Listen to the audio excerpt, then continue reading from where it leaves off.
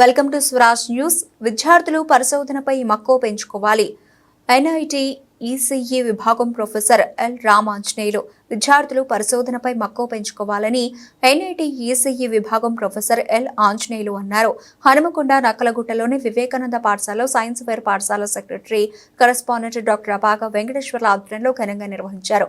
ఈ కార్యక్రమానికి ముఖ్య అతిథిగా ఎన్ఐటి ఈసీఈ విభాగం ప్రొఫెసర్ ఎల్ ఆంజనేయులు హాజరై మాట్లాడారు. సైన్స్ అండ్ టెక్నాలజీ పరిశోధనలలో చిన్ననాటి నుంచి విద్యార్థులకు నేర్పించడంతో వారు భవిష్యత్తులో విద్యావేత్తలుగా శాస్త్రవేత్తలుగా ఎదగడానికి దోహదపడతాయన్నారు. అదేవిధంగా విద్యార్థులు పరిశోధనలకు ఎంచుకోవాల్సిన అంశాలపైన అవగాహన కలిగి ఉండే విధంగా వివేకానంద పాఠశాల యాజమాన్యం విద్యార్థులకు ఏర్పాటు చేసిన సైన్స్ ఫేర్ ఎంతగానో ఉపయోగపడుతుందన్నారు. అనంతరం విద్యార్థులు సైన్స్ ఫేర్ లో ఏర్పాటు చేసిన వాటిని తిలకించి వివరాలను అడిగి తెలుసుకున్నారు. ఈ కార్యక్రమంలో పాఠశాల ఉపాధ్యాయులు, విద్యార్థుల తల్లిదండ్రులు తదితరులు పాల్గొన్నారు.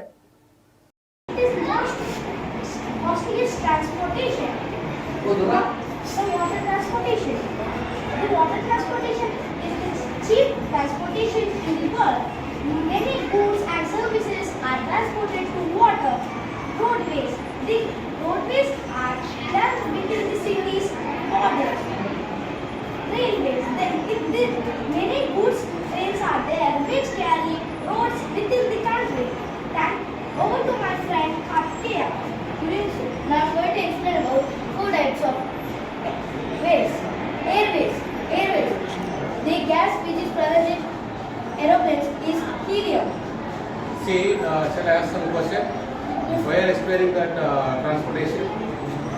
Sir, because without transportation we can't develop. Human civilization is... There is the difference between ancient days and modern days transportation difference? Ancient days, they used bullock carts or wheels to transport. Yeah. Now, modern days, many vehicles are introduced. In future, do you want to find any invest in any transportation like airplanes or air like that? Do you have any idea? No? Why? Other transportation. Very good. Other thoughts. What are the other thoughts? Door పెట్టాలి అది తీయక So basically, when the study here, KG to syllabus. In fourth class, I will attempt my Google exam, sir.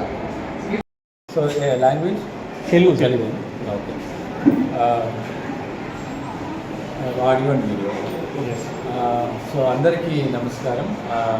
నా పేరు professor Anjaneyulu. నేను NIT వరంగల్లో electronics విభాగంలో ప్రొఫెసర్గా పనిచేస్తున్నాను last 27 years నుంచి. ఇన్ఫాక్ట్ నేను ఎన్ఐటీలోనే చదువుతున్నాను, ఎన్ఐటీలోనే ప్రొఫెసర్గా వర్క్ చేస్తున్నాను. ఈరోజు నన్ను వివేకానంద స్కూల్ మేనేజ్మెంట్ వారు ప్రిన్సిపల్ వెంకటేశ్వర గారు పిల్లలను ఉద్దేశించి వాళ్ళ ఎగ్జిబిట్స్ చూడమని ఈరోజు ఆహ్వానించడం జరిగింది. ఈరోజు నేను ఈ పిల్లలకి ఎగ్జిబిట్స్ చాలా చూశాను. కార్డ్బోర్డ్ మోడల్స్ నుంచి సైన్స్లో ఉన్న అంశాలన్నింటినీ వాళ్ళు ఎక్స్ప్లెయిన్ చేస్తూ మంచి కార్డ్బోర్డ్ మోడల్స్, థర్మోకల్ మోడల్స్, కొన్ని వర్కింగ్ మోడల్స్ కూడా ఉన్నాయి. దీనిలో ఎలిమెంటరీ లెవెల్ నుంచి ఫస్ట్ క్లాస్ నుంచి 7th క్లాస్ వరకు రకరకాల ఎగ్జిబిట్స్ పెట్టడం జరిగింది. ఇవన్నీ నేను దాదాపు ఒక గంటన్నర టైం స్పెండ్ చేసి ఇవన్నీ చూశాను. అలాగే పిల్లలతో కూడా ఇంటరాక్ట్ అయ్యాను.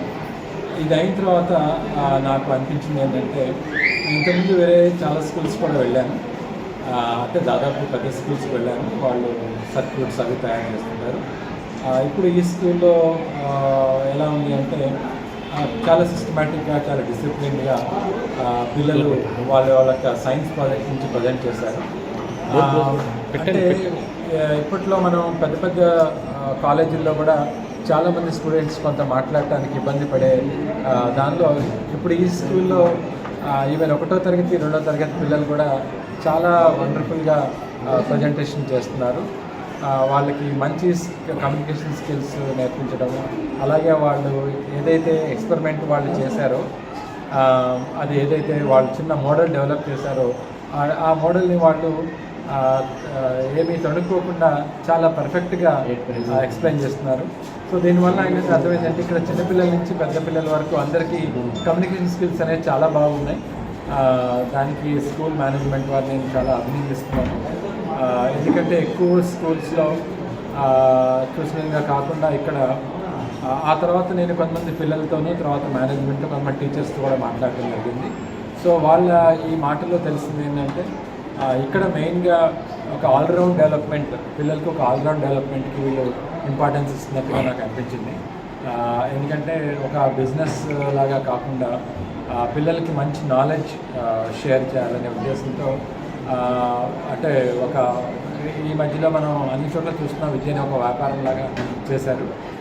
అంటే చిన్న చిన్న గదిలో పిల్లల్ని వందల పిల్లల్ని పెట్టి అలాగే వాళ్ళకి ఏమీ బ్రేక్ లేకుండా వాళ్ళ మైండ్లో మీరు ఫ్యూచర్లో ఒక ఇంజనీర్, డాక్టరే కావాలని, లేకపోతే ఐఐటి కోచింగ్ చేయాలి, ఐఐటీలో చదవాలని ఒక రకమైన మోసపోసిన పద్ధతిలో ఆ పిల్లల్ని బాగా ఒత్తిడికి గురి చేసి అలా ర్యాంకుల గురించే పిల్లల్ని చదివించడం అలా ఉన్న ఉద్దేశం చాలా ఉన్నాయి. కానీ ఈ విద్యా సంస్థలో అలాంటివి ఏమీ నాకు అనిపించలేదు. పైగా ఇక్కడ ఒక సంఘటన నేను చూశాను. ఒక పిల్లలు ఒక చిన్న తెలుగులో ఒక స్కిట్, ఒక చిన్న నాటిక లాంటిది చేశారు.